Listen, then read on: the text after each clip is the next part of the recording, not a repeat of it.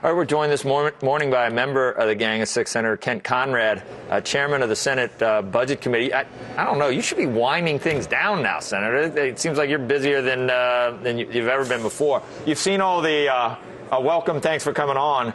And you've seen everything. People say we'd love to do this, but it's still there's too many unknowns in the plan that you guys are proposing, and there's just no way to do it by August 2nd. So what should we do? Do something short term, but agree to try and do something long term?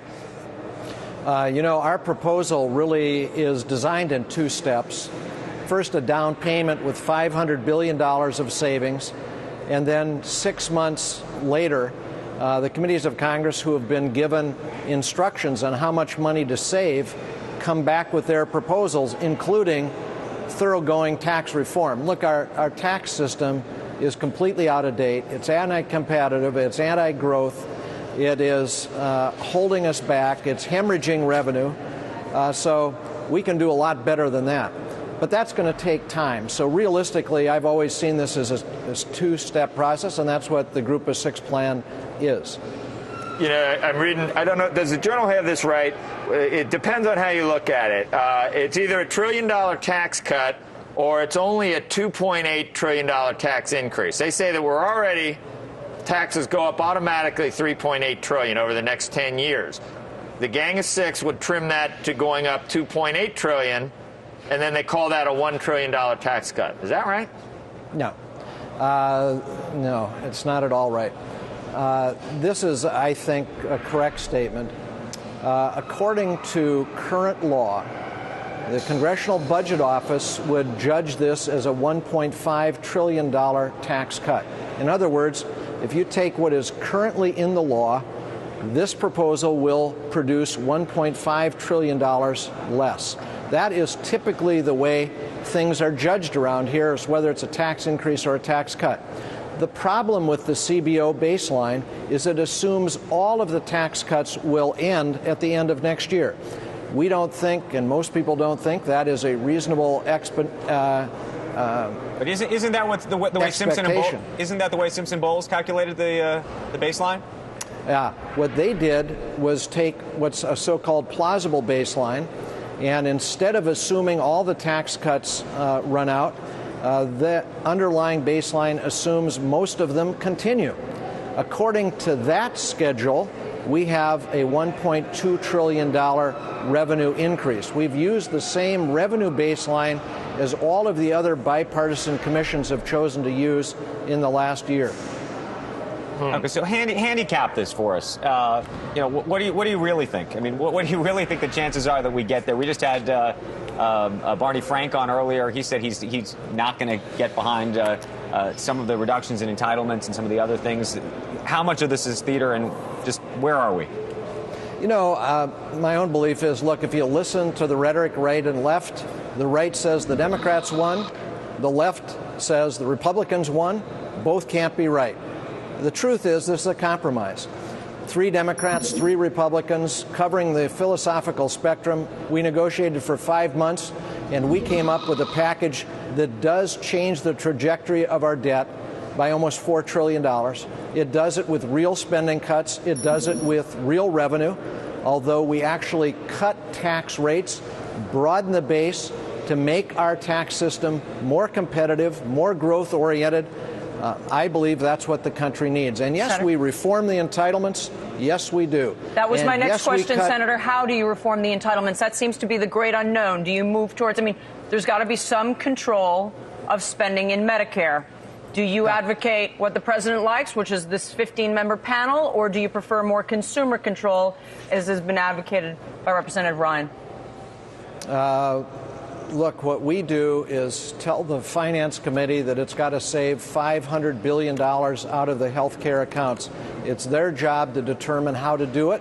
They're the best prepared to do the specifics. We have given them a numerical target that they have to reach. $500 billion of savings out of the health care accounts. That's not just Medicare. That includes Medicaid and the other health care accounts. $500 billion. Number 2, we also reform Social Security by, again, giving the assignment to the Finance Committee to make Social Security solvent for the next 75 years, not as part of a deficit reduction plan. All of the savings from Social Security go to extend the life of Social Security. What does that mean when you think about the details of that? That's what we don't know. It sounds like you're giving up what your responsibility is. You want to hand it off to some bureaucrats rather than actually making a firm decision about what is the mission of Congress and what is the mission of Social Security and Medicare?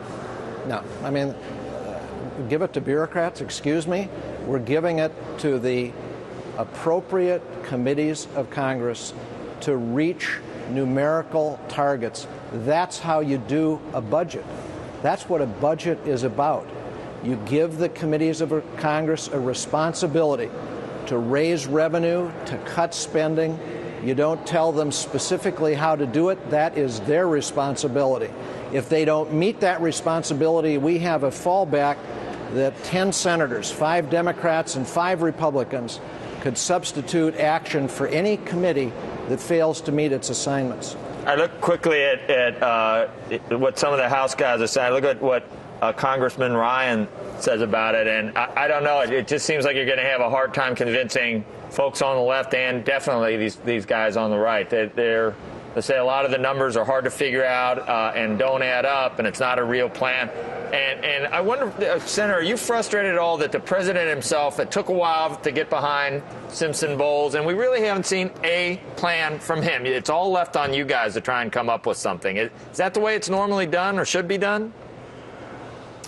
You know, it normally is the way it's done. Budgets are purely a congressional document. The president submits a budget, but the budget that Congress comes up with never goes to the president for his signature. It's purely a congressional document. So that is typically the way it's done.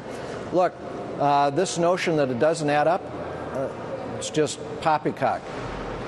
Why would 3 Republicans, 3 of the most conservative members of the body, be part of a plan that doesn't add up? Of course it adds up. It's just that the other, some who are critics haven't bothered to get briefed on how it adds up. We meet the numbers. We do it with the most honest baselines that are available. We've used the updated March CBO baseline. We didn't do funny money. We could have had a plan that adds up to a lot more deficit reduction if we'd played the kinds of games that are so often played here. This adds up to the penny. It produces the revenue that it asserts it does. It produces the cuts in spending that it asserts it does.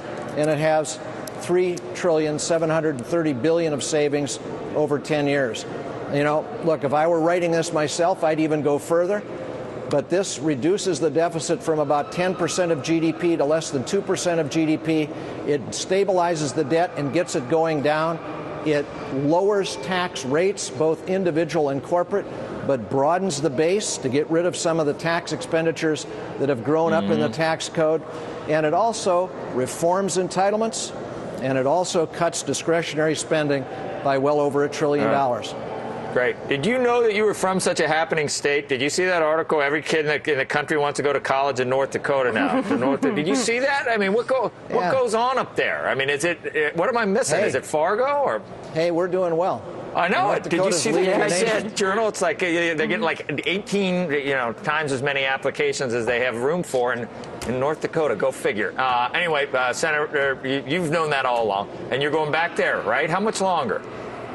Year and a half. Year and a half. All right. Well, you're staying busy. We appreciate your time this morning. Thank you, Senator. You bet. Okay.